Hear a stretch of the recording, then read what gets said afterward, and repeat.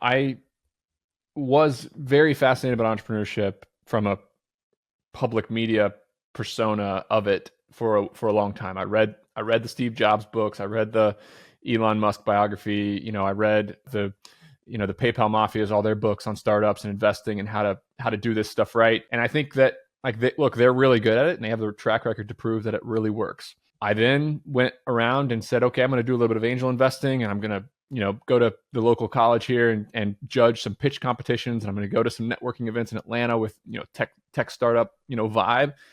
And I just found that the more and more and more I listened to people talk about their ideas and their startups, I just kept kind of arguing back for simplicity. Does that make sense? It's like they didn't just want to, start a recruiting company and make really good money like hundreds and thousands of recruiting companies in America do. They wanted to flip recruiting on its head. That's a great example because I started a recruiting company. I don't think the model needs flipped on its head. I think it's a very profitable model for people who own recruiting agencies. And that's kind of like, I want to revolutionize home services. I want to revolutionize how people do X, Y, and Z. And I just kept finding myself standing up at these meetings and saying, what's the matter with it as it is? Like, this is innovation for the sake of innovation. These companies are great companies. The customers get their service. Like it works. What is out there in the world works. And I see so many brilliant entrepreneurs, and I guess we got to rewind and say, like, to start a world-changing, highly successful company, you need three things. You need a ton of talent, operational talent. That's like the skill set around it, the sales, the charisma, the management, the delegation.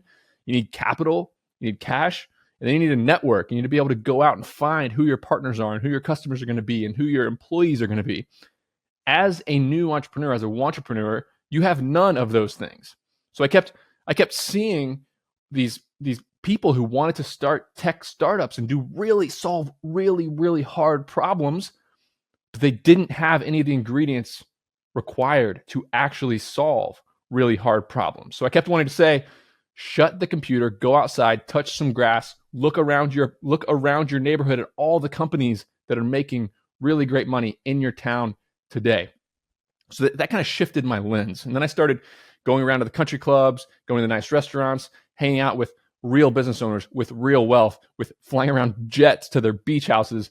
And none of them started new, big idea, revolutionary companies. None of them. So it's like, hold on.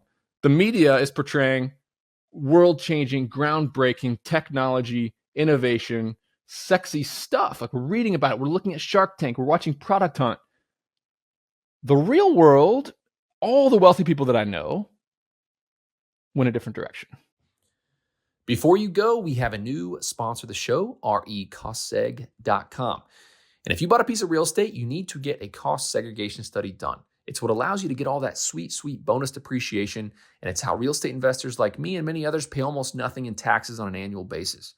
You can cost seg a single-family rental, a short-term rental, or a large commercial property. recostseg.com is affordable and aggressive and super fast to turn them around. They've done 10 plus cost segs for me this year. They're going to do many more for me. Visit recostseg.com to learn more.